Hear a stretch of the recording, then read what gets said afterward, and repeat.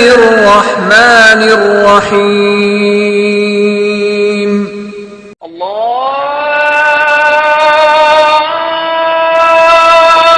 أكبر الله أكبر.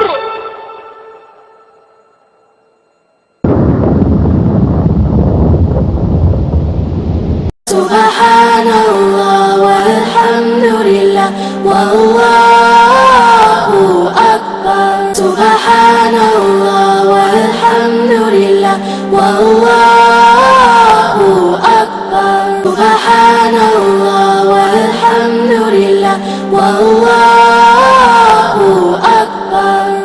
سبحان الله والحمد لله والله أكبر.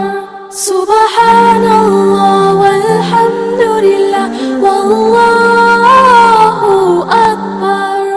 سبحان الله والحمد لله والله أكبر.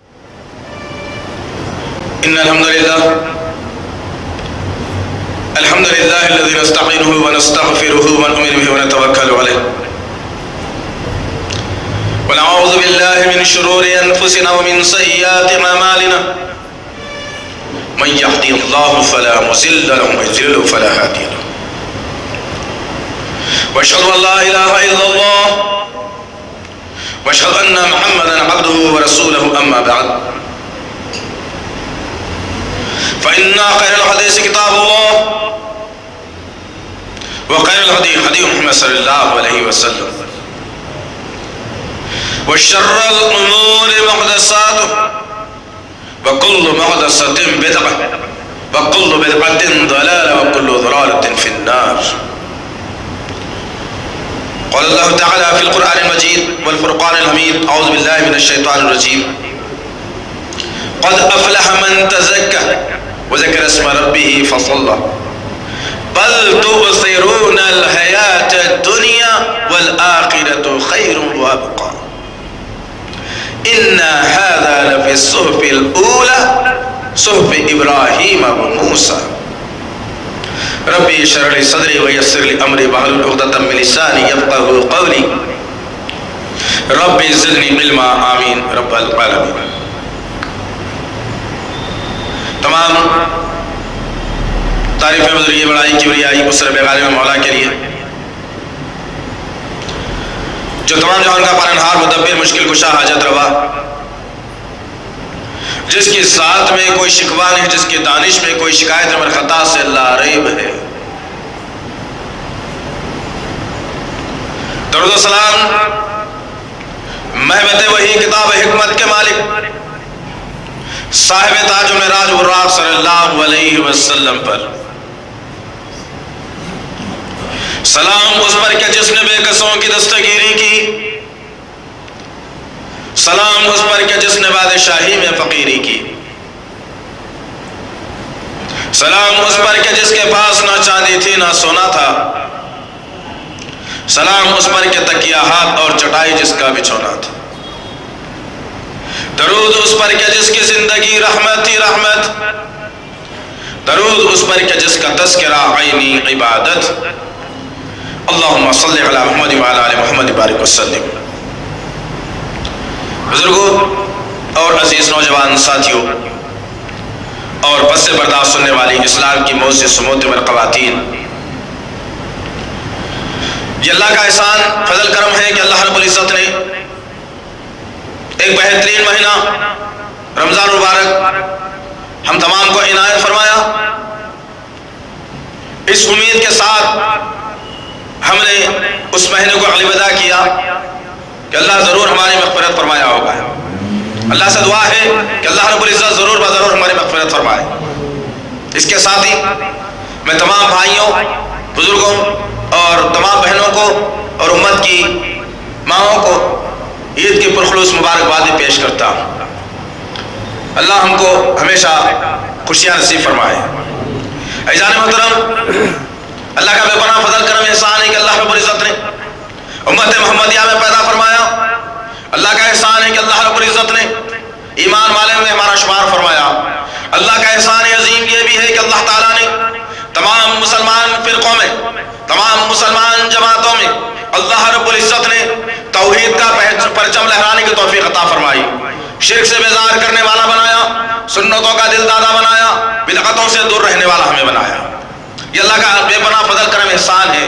عزیزان محترم، انشاءاللہ العزیز آج کے جمعہ خطبہ ہم نے جس طریقے سے آپ تک پیغام کو پہنچایا کہ دنیا کی حقیقت کیا ہے، آخر اللہ رب العزت نے اپنے کلام کے اندر اور نبی کریم صلی اللہ تعالیٰ علیہ وسلم کی زبان مبارک سے جو الفاظ کو دنیا کے سامنے رکھے، انسانوں کے سامنے جن باتوں کو رکھا اللہ رب العزت نے، اس سے واضح اور صاف ثبوت ملتا ہے اللہ رب العزت نے اس دنیا کو ایک مسلمان کے لیے ایک بہت ہی پیچیدہ امتحان بنا کر بھیجا ہے۔ اس امتحان میں انسان کو کامیابی حاصل کرنا اور جنت کا حصول کرنا ہے۔ عزیزان محترم، یہ دنیا جس میں ہم رہتے بستے ہیں، جس کے چکا چوند، جس کی روشنی، جس کا سونے چاندی، جس کا پیسہ روپیہ، جس کی رشتہ داری، جس کا محل، جس کی گاڑی، تمام تر وہ چیزیں انسان کو اتنی مزین کر دی گئی ہیں کہ انسان آخرت سے موڑ کر ان تمام مادی وسائل کی طرف اپنے ذہن کو لا چکا ہے۔ اللہ رب العزت نے سورہ حدید میں، اللہ تعالیٰ نے سورہ کہف میں، اللہ رب العزت نے سورہ یونس میں، تمام آیتوں کے اندر اللہ تعالیٰ نے فرمایا کہ اس دنیا کی مثال ایسی ہے، لوگوں ذرا غور سے سنو۔ اللہ نے واضح کر کے بتایا، مثال کے دے کر کے بھی بتایا کہ اے لوگوں یاد رکھو، اس دنیا کی مثال ایسی ہے کہ ایک کسان کے پاس ایک زمین ہو اور وہ زمین بنجر ہو، اس میں اللہ رب العزت نے پانی کو برسا دیا۔ جب پانی برس گیا تو وہ جو بھی دانہ اس میں بونا تھا بو دیا، اب اس کا کھیت ہرا بھرا ہو گیا۔ ہرا بھرا جب ہو گیا، اس کے اندر تمام دانے بھی آ گئے، تمام تر چیزیں اب تیاری میں ہیں۔ انسان سوچنے لگا کہ یہ میری امانت ہے، یہ میری کوشش کا نتیجہ ہے، یہ میری ہی چیز ہے۔ جب اس کے ذہن میں سوال پیدا ہوا تو اللہ رب العزت فرماتا ہے کہ اللہ تعالیٰ نے ایک عذاب کی شکل میں اس کی کھیتی پر لا دیا، اور عذاب جب اس کی کھیتی پر آیا، دوسرے دن وہ آدمی دیکھتا کیا ہے کہ اس کی کھیتی اس کے ہاتھ سے نکل چکی ہے، اس کی کھیتی ویران پڑی ہوئی ہے، کوئی استعمال میں وہ آنے والی نہیں ہے۔ اللہ تعالیٰ فرماتا ہے کہ جو آدمی دنیا پر اپنے آپ کو نشاور کر دے گا، جو آدمی اپنے آپ کو دنیا کے اندر ملوث کرے گا، اس کا بھی حال یہی ہونے والا ہے کہ دھوکے کی چیز ہے دنیا۔ اللہ نے واضح کر کے بتایا، جس کے بنیاد پر انس بن مالک رضی اللہ تعالیٰ نے روایت کرتے ہیں، صحیح بخاری کی روایت، نبی کریم صلی اللہ علیہ وسلم نے فرمایا کہ یہ دنیا مومن کے لیے ایک قید خانہ ہے اور کافر کے لیے ایک جنت ہے۔ ذرا بڑا بتائیے کہ قید خانے کے اندر کیا آدمی اپنی مرضی کی زندگی جی سکتا ہے، اپنی مرضی کا کھا سکتا ہے، اپنی مرضی کا گھر بنا سکتا ہے، اپنی مرضی کے کپڑے پہن سکتا ہے، اپنی مرضی کی نیند سو سکتا ہے، اپنی مرضی کی بات کر سکتا ہے؟ تمام تر سوالات کے جوابات نکلیں گے کہ قید خانے میں جیلر کا حکم چلے گا، جب وہ اٹھنے کو حکم دے اس وقت اٹھنا پڑے گا، جو وہ کپڑے پہننے کو دے وہ پہننا پڑے گا، جو غذا کھانے کو دے وہ کھانا پڑے گا۔ غرض دنیا میں مومن اللہ کا قیدی ہے، اللہ کے پاس ایک گروی ہے، اللہ کے قانون کے مطابق اس کو اپنی زندگی جینا ہے۔ اللہ نے کہا خیرات کرو تو کرنا ہے، اللہ نے کہا زکات دو تو دینا ہے، اللہ نے کہا عبادت کرو تو کرنا ہے، اللہ نے کہا فلانے وقت پر کھاؤ اور فلانے وقت پر نہ کھاؤ تو اللہ کے حکم کو جاری و ساری کرنا ہے۔ تو ایک دنیا مومن کے لیے مکمل قید خانہ بنائی گئی اور کافر کے لیے جنت۔ اس لیے جنت کا لفظ اختیار کیا گیا کہ کافر کے ہاں کوئی روک ٹوک نہیں ہے، کافر سود بھی کھا سکتا ہے، کافر غیر اللہ کا بھی کھا سکتا ہے، کافر شراب بھی پی سکتا ہے، کافر غیر کھانا بھی کھا سکتا ہے، کافر اپنی زندگی منمانی جی سکتا ہے، کافر زنا بھی کر سکتا ہے۔ غرض کے ہر وہ شے اس کے لیے چھوٹ بنا دی گئی، اس لیے اس کو کہا گیا کہ یہ دنیا کافر کے لیے ایک جنت بنا دی گئی کہ جو چاہے تم کر لو میاں، لیکن ایک وقت آئے گا جب تمہاری پکڑ ضرور ہوگی۔ اس لیے اللہ رب العزت نے ابھی ہم نے خطبہ مسنونہ کے بعد جن آیتوں کی تلاوت کی وہ سورہ اعلیٰ کی آخری آیتیں ہیں، سورہ اعلیٰ کی۔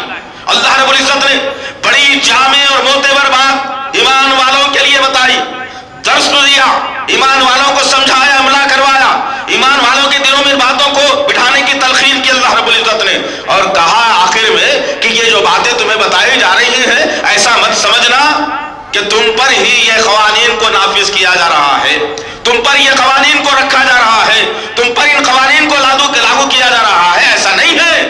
ہم نے پچھلی امتوں پر بھی ایسے قوانین کو نافذ نافذ کیا تھا، جس کی بنیاد پر اللہ رب العزت نے واضح طور پر صاف الفاظ میں کہا قد افلح من تزکا۔ اللہ اکبر، بڑی جامع اور معتبر الفاظ میں اللہ رب العزت نے انسانوں کے سامنے بات کو رکھا اور کہا کامیاب ہو گیا وہ، قد افلح، کامیاب ہو گیا وہ، قدموں کو چوم لی کامیابی، اس کے قدموں کو چوم لیتی ہے من تزکا، جس نے پاکیزگی کی اختیار کی اور اللہ کا خوف خشیت اپنے دل کے اندر بٹھا لیا۔ بل تؤثرون الحیات الدنیا، ارے تم تو دنیا کی زندگانی کو بڑی بہترین سمجھتے ہو، تم دنیا کی زندگانی کو بڑے اچھے سمجھتے ہو، وخیر آخرت وابقا، اللہ رب العزت کہہ رہا ہے کہ آخرت کی زندگی تمہارے لیے بڑی بہترین بنائی گئی ہے، اچھی زندگی آخرت کی زندگی ہے، یہ دنیا کی زندگی ایک دھوکے میں ڈالنے والی زندگی ہے۔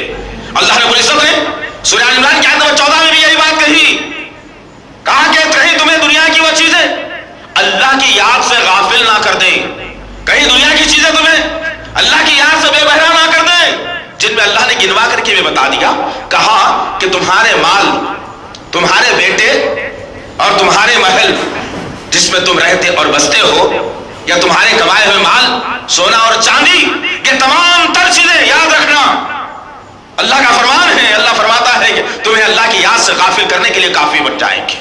اور آج کیا معاملہ ہے امت محمدیہ کا؟ یہی تو معاملہ چل رہا ہے کہ اللہ کے قانون کو پسے پچھ ڈال کر انسان اپنے بنائے ہوئے قانون کے مطابق زندگی گزار رہا ہے۔ کہیں پر سننے میں آتا ہے کہ اولاد کی محبت میں آدمی نے اللہ کے قانون کو پامال کر دیا۔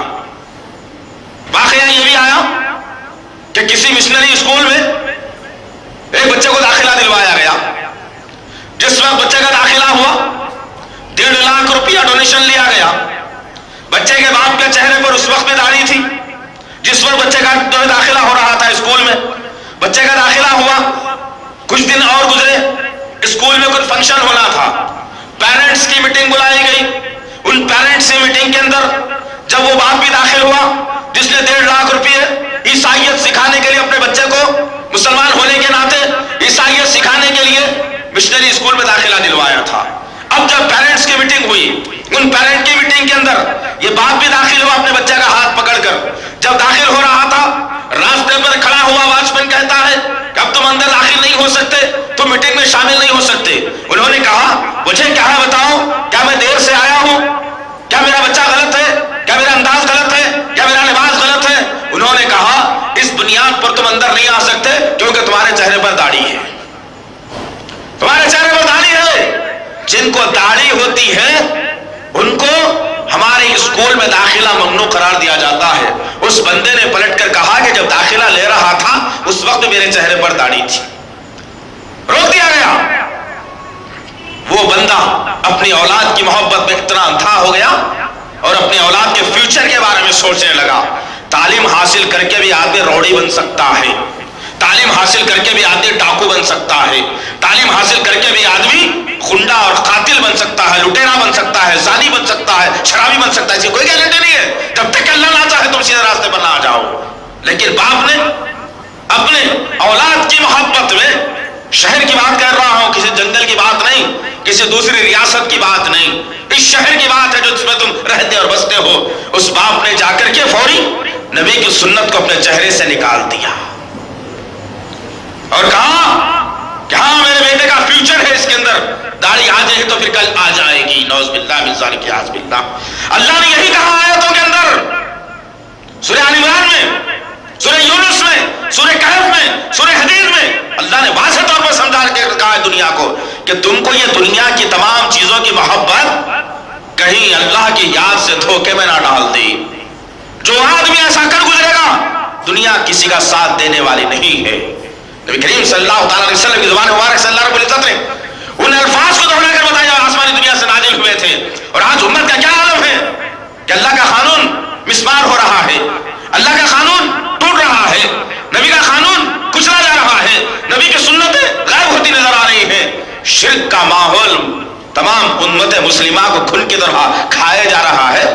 لیکن انسان ہے کہ اپنی عمارت کو دیکھ کر خوش ہوتا ہے، اپنی گاڑی کو دیکھ کر خوش ہوتا ہے، اپنے جسم کو دیکھ کر خوش ہوتا ہے، اپنے بیوی بچوں کو دیکھ کر خوش ہوتا ہے، اور کبھی الماری کھولنے کا موقع مل جائے تو الماری میں رکھے ہوئے زیورات اور ان پیسوں کو دیکھ کر خوش ہوتا ہے اور کہتا ہے کہ میں اس شہر کا مالدار آدمی ہوں، آج سے پہلے میں غریب تھا، لوگ مجھے قریب آنے نہیں دیتے تھے، آج میرے پاس گھر بھی ہے، آج میرے پاس گاڑی بھی ہے، آج میرے پاس پیسے بھی ہے، آج میرے پاس الماری میں زیورات بھی ہے۔ جب ایک بندے کے دل میں یہ سوال پیدا ہوتا ہے تو شیطان گویا اس کے گھر دل میں جگہ کر لیتا ہے اور اس کو اللہ کی یاد سے غافل کر دیتا ہے، پھر وہ بندہ آزاد ہو گیا، اس کا کوئی سروکار نہیں ہوتا، اس سے کوئی لین دین نہیں رہتا اللہ کے دین اور قانون سے۔ نبی کریم صلی اللہ تعالی وسلم نے کیا کہا؟ حضرت عبداللہ بن عمر رضی اللہ عنہ روایت کرتے ہیں کہ ایک مرتبہ نبی کریم صلی اللہ علیہ وسلم میرے پہن ہوئے تھے اور میرے ہاتھ کو اپنے مونڈے پر رکھا اور فرمانے لگے، اے عبداللہ بن عمر، یاد رکھنا اس دنیا میں تجھ کو اگر جینا ہے تو مسافر کی طرح جینا۔ مسافر کا جینا کیسے ہوتا ہے؟ کیا مسافر جس اسٹیشن پر جا کر ٹھہرتا ہے وہاں پر بلڈنگ بناتا ہے، وہاں پر گاڑی بنگلہ کرائے پر لیتا ہے، رکھتا ہے؟ کیا وہاں پر اپنے تجربے کو رکھتا ہے؟ کچھ نہیں رکھتا، اس کے ساتھ بس وہ سامان ہوتا ہے جو سامان اس کی ضروریات کے لیے کام آتا ہے، وہ سامان اپنے پاس رکھتا ہے جتنا سامان اس کی ضرورت کے کام آ سکتا ہے۔ اسے معلوم ہے کہ میں اگر گاڑی یہاں رکھوں گا تو میری ٹرین چوک جائے گی، اسے معلوم ہے کہ اسٹیشن میں گھر نہیں بنا سکتا، اسے معلوم ہے کہ میں اچھا پکوان اسٹیشن میں نہیں کر سکتا، جو ملے گا وہی کھا کر کے زندگی گزار لوں گا۔ تمام تر آیتیں، تمام تر احادیثیں مسلمانوں کو اجاگر کر رہی ہیں، ایمان والوں کے ایمان میں اضافہ کر رہی ہیں اور سمجھایا جا رہا ہے کہ دیکھو اے لوگوں، آخرت کی زندگی پر ترجیح دو، دنیا کی زندگی تم سے چھوٹ جانے والی ہے، جس کی بنیاد پر نبی کریم صلی اللہ تعالی علیہ وسلم نے کہا، حضرت انس بن مالک رضی اللہ تعالیٰ عنہ اس کی روایت کرتے ہیں، صحیح بخاری اور مسلم کی روایت، کہ نبی کریم صلی اللہ علیہ وسلم نے فرمایا کہ جب انسان مر جاتا ہے اس کے ساتھ جملہ تین چیزیں جاتی ہیں قبر تک، دو چیزیں دفنانے کے بعد واپس آ جاتی ہیں اور ایک چیز اس کے ساتھ رہ جاتی ہے۔ صحابہ نے پوچھا یا رسول اللہ ذرا بتاؤ کیا معاملہ ہے، کون سی دو چیزیں واپس آتی ہیں اور ایک چیز رہ جاتی ہے؟ نبی کریم صلی اللہ تعالی علیہ وسلم نے فرمایا کہ اس شخص کے ساتھ اس کے اعمال جاتے ہیں، اس کی آل جاتی ہے، خاندان والے جاتے ہیں اور اس کا مال جاتا ہے۔ جب اس آدمی کو لے جا کر قبر میں دفنا دیا گیا، مٹی ڈال دی گئی اوپر، تمام لوگ اپنے قدموں کو پھرا کر واپس اپنے گھروں کی طرف رواں دواں ہوتے ہیں، تو اس آدمی کا مال اور اس کی اولاد اور آل رشتہ دار واپس اس کے گھر تک آ جاتے ہیں، اس کی قبر میں صرف اس کے اعمال رہ جاتے ہیں۔ اللہ اکبر! کتنی پیاری مثال نبی کریم صلی اللہ علیہ وسلم نے دی، کتنی بہترین چتاونی دی، کتنی بڑھیا چتاونی ہے۔ اس کے باوجود مسلمانوں کے پاس عقل نہیں ہے، اس کے باوجود آدمی سوچتا ہے کہ مال کو جمع جمع کر گن گن کر رکھنا میرا وطیرہ بن چکا ہے، میں نہیں چھوڑوں گا یہ مال، یہ میرا مال ہے، میرا مال، میرا مال کہتا ہوا انسان ساری دنیا کو چھوڑ کر چلا جاتا ہے۔ جو دوسرے قابض ہو کر اس کے مال کو تر بتر کر دیتے ہیں، وہ مال کیسے کمایا؟ اللہ کی نافرمانی کر کے کمایا، نبی کی سنتوں کو چھوڑ کر کمایا، قرآن کی تعلیمات کو پیچھے ڈال کر کمایا، لوگوں کے حق کو مار کر کمایا، رشتہ داروں کو ناراض کر کے مال کمایا، پڑوسیوں کو ستا کر مال کمایا، دوسروں کی زمینیں دوسروں کو بیچ کر مال کمایا، دوسروں کے مال کو ناحق اپنے حق میں لا کر کے کمایا۔ اس مال کو انسان کہتا ہے کہ میرا مال، لیکن جب موت کا وقت آتا ہے اور جب موت کا فرشتہ آ جاتا ہے اور حلق میں جب ہاتھ ڈال کر موت کا فرشتہ موت کھینچنے لگتا ہے تو تمام تر دنیا کی محبت اس پر غالب آ جاتی ہے۔ اس وقت بھی بندہ کہتا ہے کہ کاش کہ مال میرے حوالے کر دیا جاتا تو بہتر ہوتا۔ عزیزان محترم، اور کرو تو صحیح کہ نبی کریم صلی اللہ علیہ وسلم نے اپنے صحابہ کرام کو کتنا بہترین درس دیا، کیسے کیسے سمجھایا۔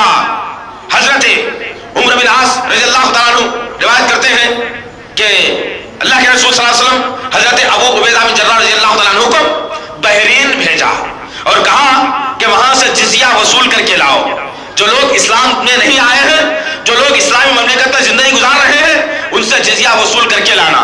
حضرت ابو عبیدہ بن جراح رضی اللہ تعالیٰ عنہ بحرین کا رخ کر لیا اور بحرین کی سرزمین پر گئے اور وہاں سے جزیہ وصول کیا، ٹیکس لیا لوگوں سے، کہا کہ لاؤ مال دینا ایمان والوں کے لیے۔ تمام لوگوں نے جب مال دیا، وہ مال کو لے کر جب ابو عبیدہ بن جراح رضی اللہ تعالیٰ عنہ مدینے کی سرزمین پر قدم رکھا، نبی کریم صلی اللہ علیہ وسلم کو اطلاع ہوئی، اللہ کے رسول نے اعلان کر دیا کہ ابو عبیدہ بن جراح آ گیا ہے اور مال لے کر کے آیا بحرین کی سرزمین سے.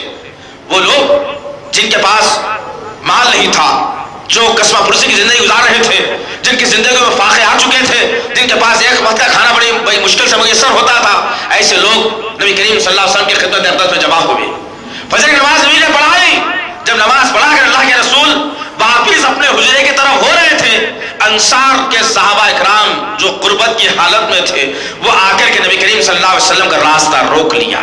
نبی کریم صلی اللہ علیہ وسلم نے مسکرایا اور کہا کہ ہاں مجھے معلوم ہے تمہیں اس کی اطلاع مل چکی ہے کہ ابو عبیدہ بن جراح مال کو لے کر آیا بحرین سے. لوگوں نے کہا یا رسول اللہ مال آپ کی خدمت میں آ چکا ہے, ہم چاہتے ہیں کہ مال ہم تک پہنچ جائے.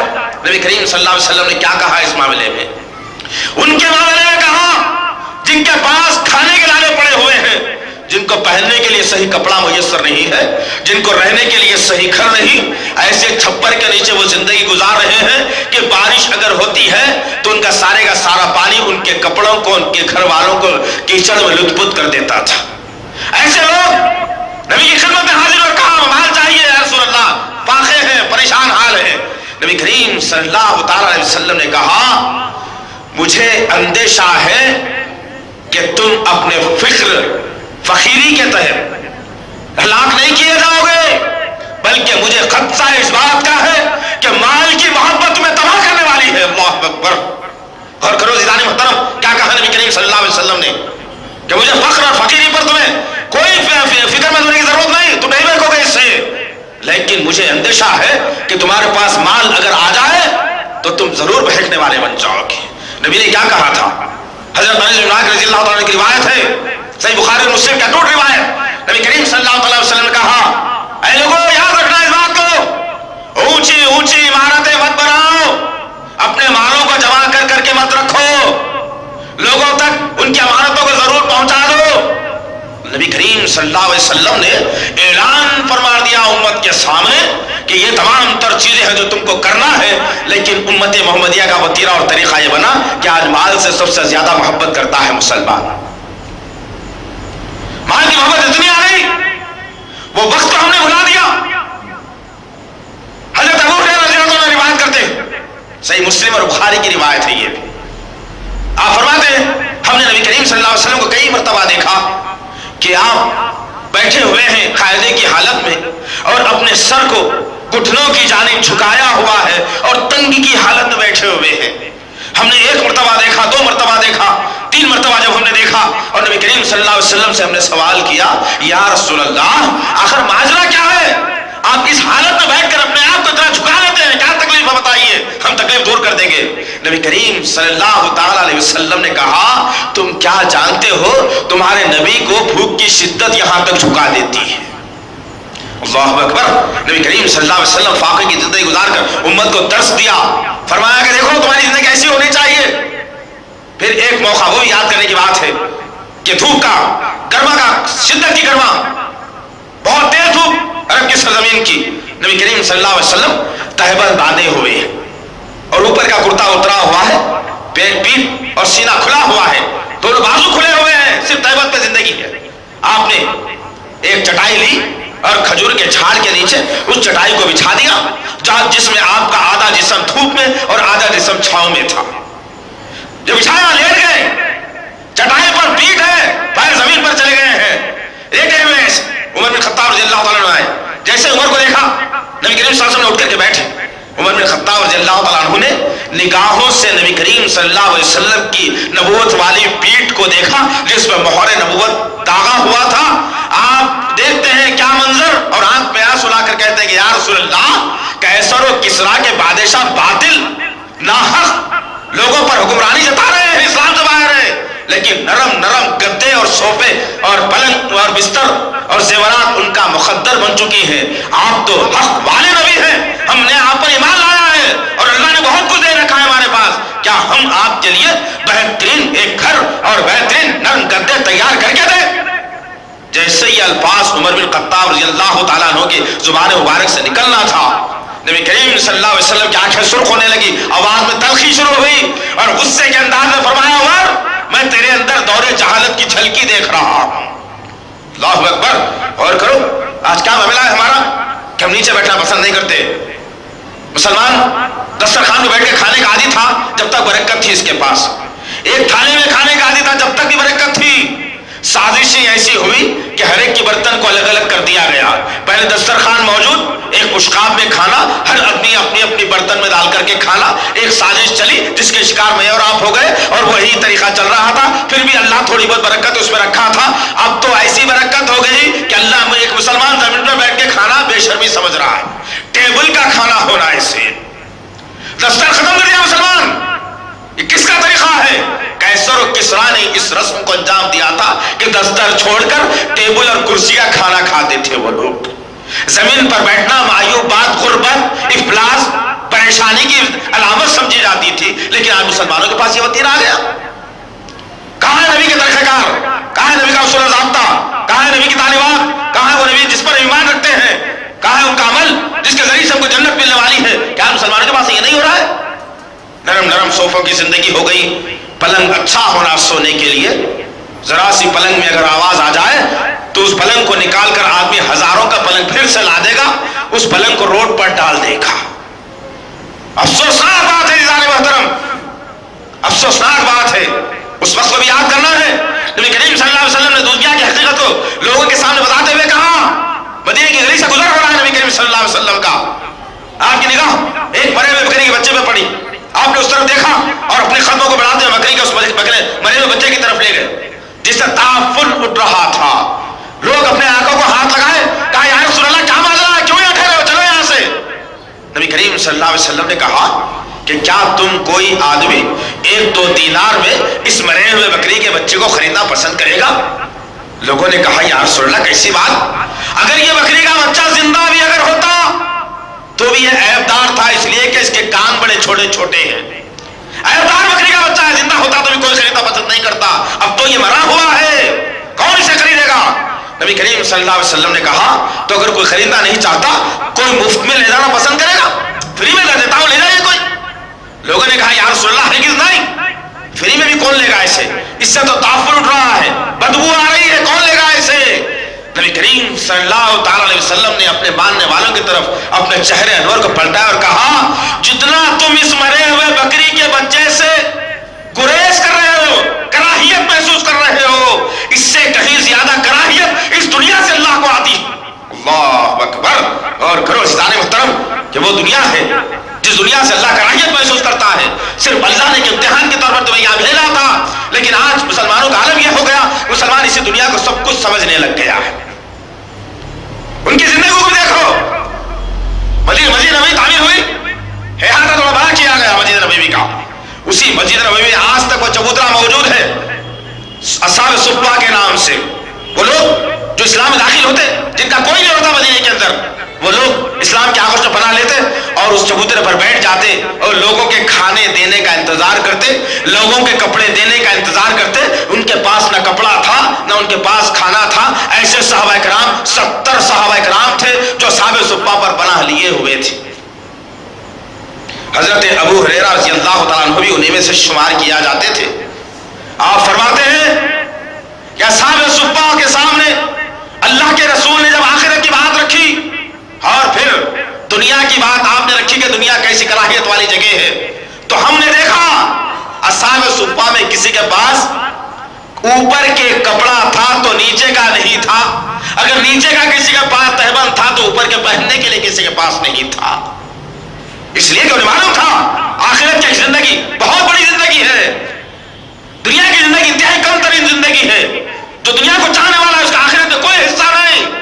اسی کی بنیاد پر نبی کریم صلی اللہ علیہ وسلم نے مشہور حدیث بیان کی مثال دے کر کے لوگوں کے سامنے کہا ہے لوگوں اگر تم دنیا اور آخرت کے بارے میں جاننا چاہتے ہو تو کسی سمندر کے کنارے جاؤ، جب سمندر کے کنارے تم جاؤ اور اپنی انگلی کو لو اور سمندر کے پانی میں ڈبا دینا، جب ڈبا دو اس انگلی کو اور پھر انگلی کو نکال لو، پھر اپنی انگلی پر محسوس کرو اور سمندر کو دیکھو کہ تمہاری انگلی پر کتنا پانی لگا ہے، جتنا پانی تمہاری انگلی پر لگا ہے وہ تمہاری دنیا ہے، سمندر کے پانی کو تم دیکھو تمہاری آخرت ہے۔ اللہ اکبر۔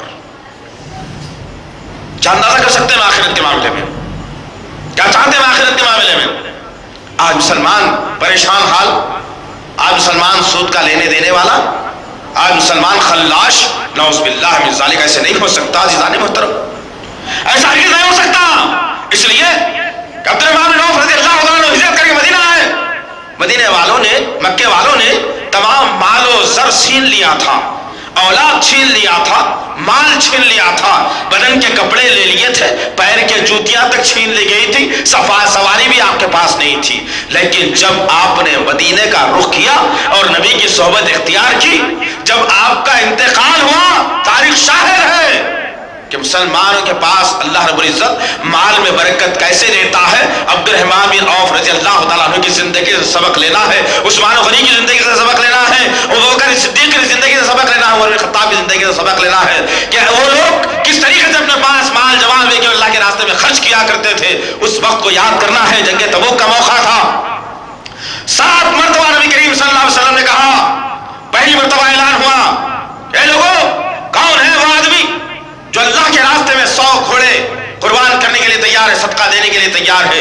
नबी जन्नत में उसके लिए अपने साथ होने की बशारत देता है।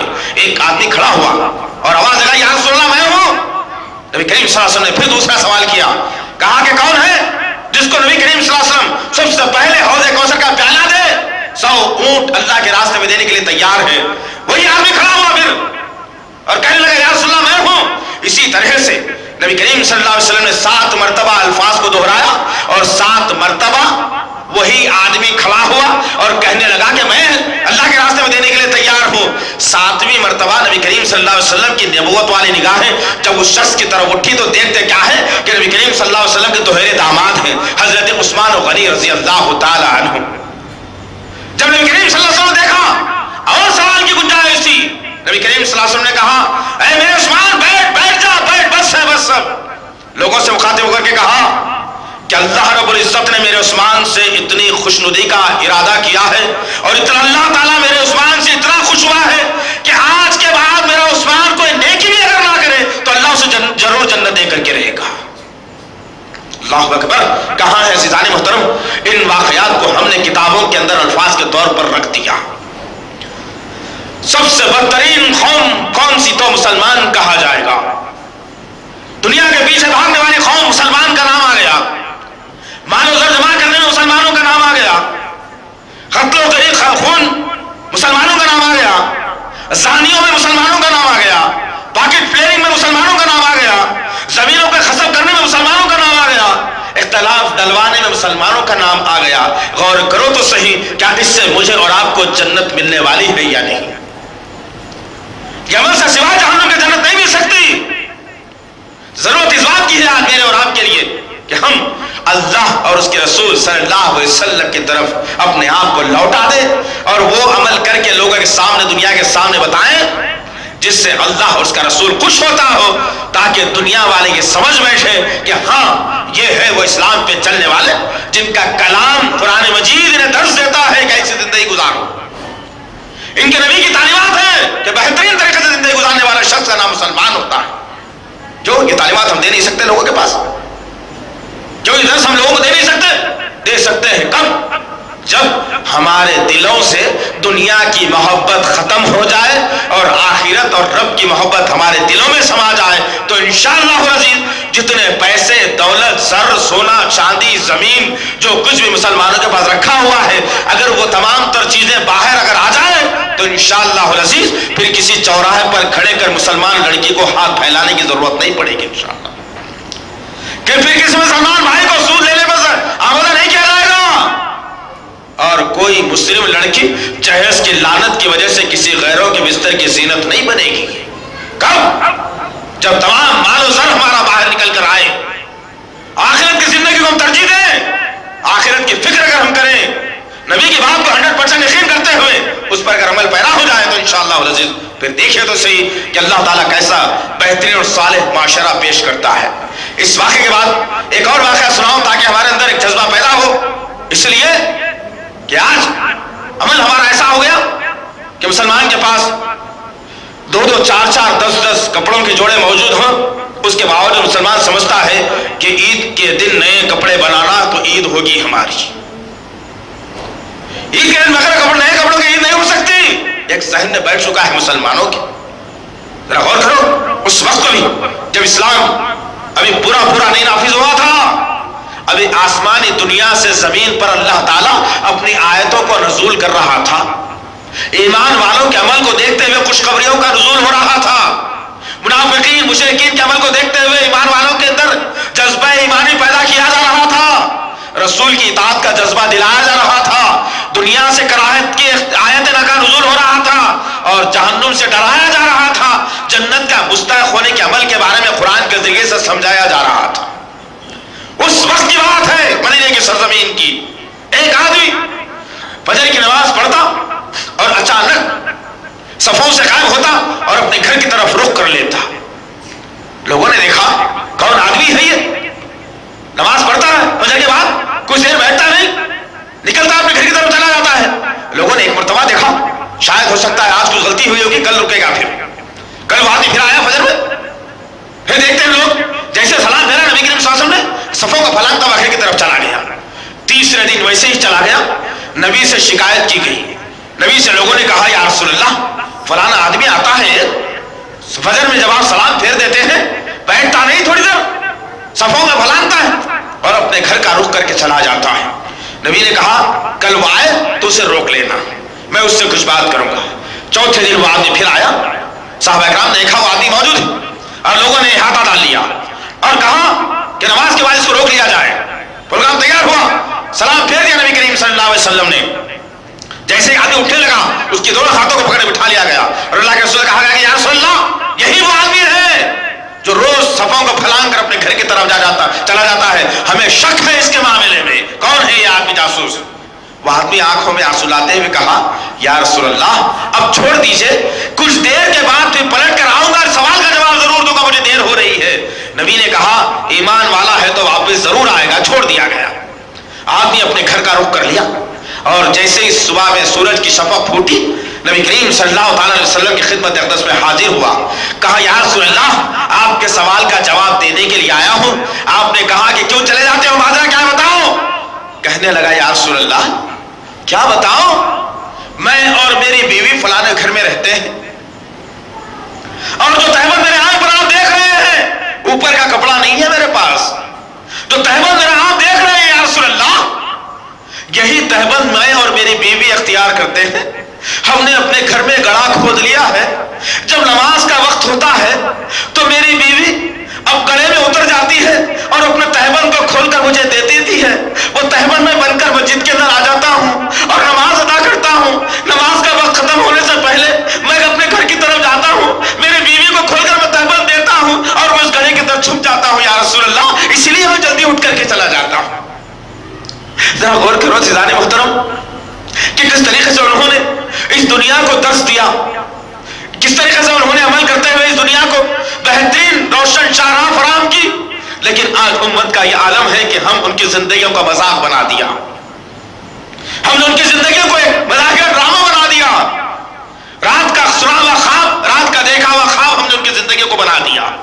کاش کہ میرے اور آپ کے اندر جذبہ پیدا ہوتا اور ہم نبی کے ماننے والے، نبی کے چاہنے والے، نبی پر یقین رکھنے والے، نبی پر ایمان رکھنے والے، آخرت کا یقین، جہنم کا خوف، جنت کی خوشخبری لینے والے ہم لوگ، کیا ہمارے عمل میں تضاد ہو سکتا ہے؟